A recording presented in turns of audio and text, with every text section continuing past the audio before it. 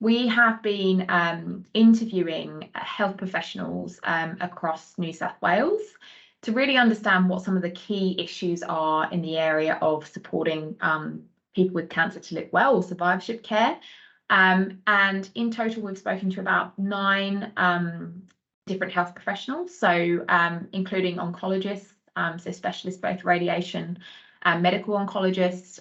We've spoken to social workers, cancer or oncology nurses, and also people kind of working in multicultural health as well, just to really understand, what's currently going on in New South Wales.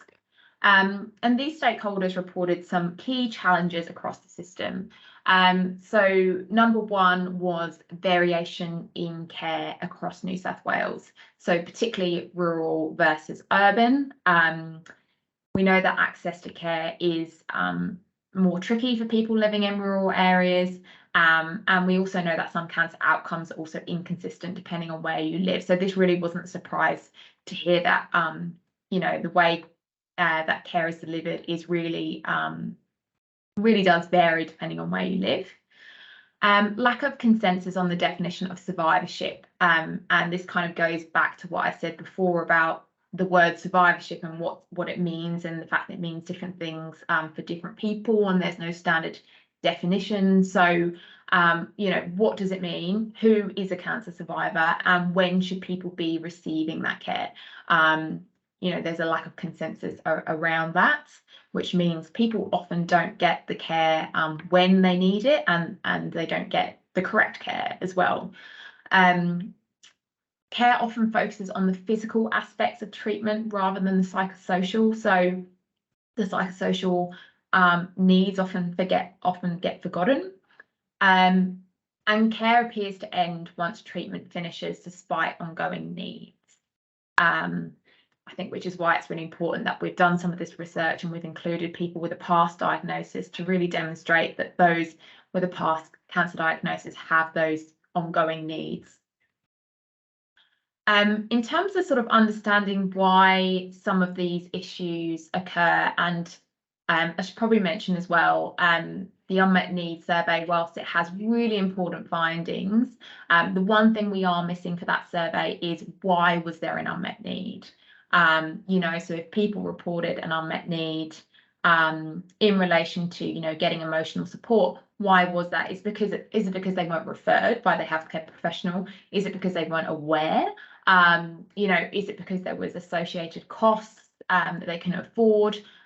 It's quite difficult to actually understand the why. So this is what we're trying to do with some of this, as well as our upcoming survey, which I'll talk about in a moment. But in terms of the barriers reported from some of the health professionals we spoke to, the top one that sort of came out consistently was a lack of funding and resourcing.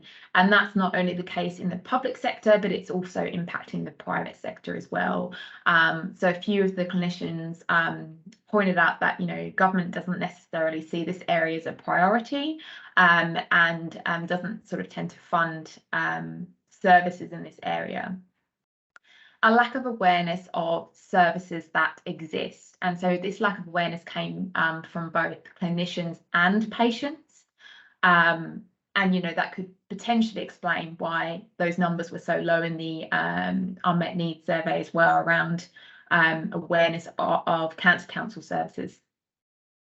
A siloed healthcare system, particularly, the primary care versus secondary care, and the lack of coordination and integration there, meaning people may sort of get discharged from hospital and left a bit because, primary care is just not working with the hospital due to the way it's set up and run and funded. Clinicians also reported a lack of referral pathways, and specifically local referral pathways, about sort of how and the different support services that were available locally. Beliefs about the necessity of care. So this came from both clinicians, and clinicians reported they often hear this from patients. So some clinicians just don't recognise survivorship care as important, but they also said that patients have said to them before, you know, I don't need this, my cancer diagnosis in the past, I don't need this support. You know, these groups, you know, I don't see myself as kind of sort of needing this level of care when actually they probably do. Also, clinicians not seeing survivorship care as their responsibility. So, you know, you might have oncologists thinking it should come from the GP, or GPs thinking it should come from oncologists, and no one really sort of owns that provision of care, and there's some kind of inconsistency about kind of how people perceive their roles. And of course, kind of high out-of-pocket costs for patients, meaning that they often don't access the services because of the cost associated with attending those. And so one of the questions we asked the stakeholders was, well, what can we do differently? What are some of the key enablers? What can we do to change this?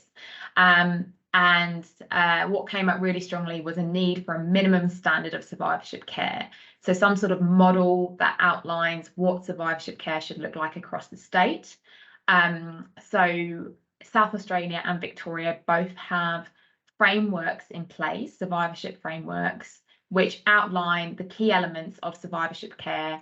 And the aim is that hospitals or local health districts can then use those frameworks and guides as a plan for how that they should deliver care in this area. But New South Wales has nothing at all to sort of work off in this area, and that came out really strongly.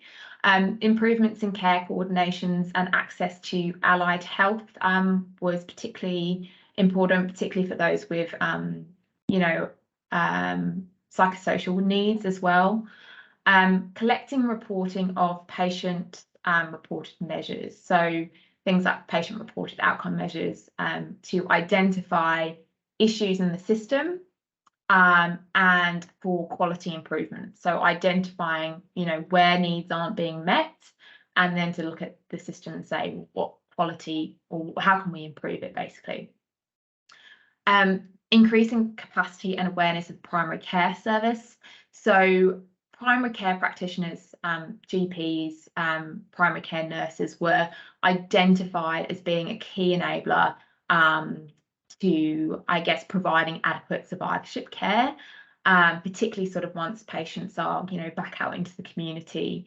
But obviously, you've probably seen in the news, primary care and our GPs are really at capacity at the moment, and there's no, I guess, funding for a survivorship care plan or sort of reimbursement. So patients can access chronic disease management plans, which is kind of funded by Medicare, but that only lets them have something, I think it's like 10 visits a year or 10 referrals a year to a multidisciplinary team or allied health, which is simply not enough for somebody with really complex needs across the board. So some of the stakeholders we spoke to said better funding in primary care and some sort of reimbursement or incentive for them to deliver that care would be a key enabler. Also opportunities to link survivorship care into existing models. So what sort of other models of care have worked well for other complex diseases such as obesity or COPD or heart disease, and what are the key kind of learnings we can take from those, which we could potentially adapt to cancer. And local referral pathways as well to increase awareness and ease of referral to local services that meet the various needs of cancer patients. So things like integration into PHN health pathways, so GPs can easily just refer on from there.